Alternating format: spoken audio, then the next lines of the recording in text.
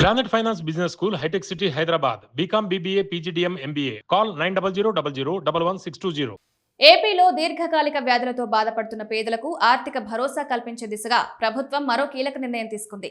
Kidney, liver, గుండె సంబంధిత తీవ్ర సమస్యలతో బాధపడుతున్న వారికి 895 కొత్త పెన్షన్లు మంజూరు చేసింది.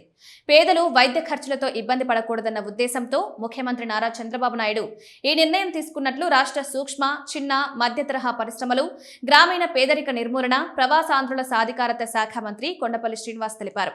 ఎన్టీఆర్ భరోసా పెన్షన్ పథకం కింద డయాలసిస్ చేయించుకుంటున్న కిడ్నీ బాధితులు, కిడ్నీ, కాలేయం, గుండె మార్పిడి చేసుకున్న వారు, ద్వైపాక్షిక బోధకులు, కుష్టు వ్యాధి వంటి దీర్ఘకాలిక వ్యాధులతో బాధపడుతున్న అర్హులైన పేదలను ఈ కొత్త పెన్షన్ల పరిధిలోకి తీసుకొచ్చారు. రాష్ట్ర వ్యాప్తంగా మొత్తం 895 మందికి ఈ పెన్షన్లు మంజూరయ్యాయి. దీంతో ప్రభుత్వంపై ప్రతి నెల 86.34 లక్షల అదనపు భారం పడుతుందని మంత్రి వివరించారు. ఈ పెన్షన్లు పొందుతున్న వారికి ప్రతి నెల 1వ తేదీన స్వర్ణ గ్రామం, స్వర్ణ వార్డు సిబ్బంది వారి ఇళ్లకే వెళ్లి నగదు అందజేస్తారు. పేదలు కార్యాలయాల చుట్టూ తిరగాల్సిన అవసరం లేకుండా నేరుగా వారి వద్దకే సేవలు అందించేలా ప్రభుత్వం చర్యలు తీసుకుంటోంది. వైద్య చికిత్సలతో ఇప్పటికే ఆర్థికంగా నలిగిపోయిన కుటుంబాలకు ఈ పెన్షన్ కొంత ఊరటనిస్తుందని చెప్తున్నారు. రాష్ట్రంలో ఎన్టీఆర్ భరోసా పథకం కింద ప్రస్తుతం లక్షలాది మందికి వివిధ కేటగిరీల్లో పెన్షన్లు అందుతున్నాయి.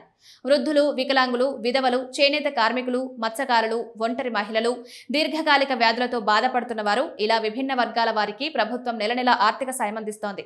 గత కొన్నేళ్లుగా పెన్షన్ మొత్తాలను దశల వారీగా పెంచుతూ పేదలకు భరోసా కల్పిస్తోంది. ప్రస్తుతం రాష్ట్రంలో ప్రతి నెలా సుమారు 64 లక్షల సామాజిక భద్రతా పెన్షన్ల కోసం 2700 కోట్ల వరకు ఖర్చవుతున్నాయి.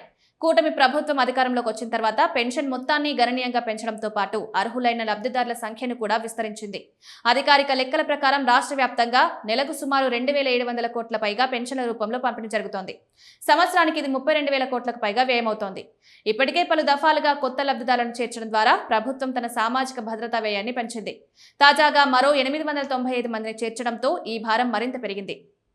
అయినప్పటికీ పేదలకు అవసరమైన సాయం అందించడంలో ప్రభుత్వం వెనకడుగు వేయబోదని మంత్రి స్పష్టం చేశారు. దీర్ఘకాలిక వ్యాధులతో బాధపడుతున్న వారు సాధారణంగా అధిక వైద్య ఖర్చులు భరించాల్సి వస్తుంది. డయాలసిస్, అవయ మార్పిడి వంటి చికిత్సలు ₹1,00,000 ఖర్చవుతాయి.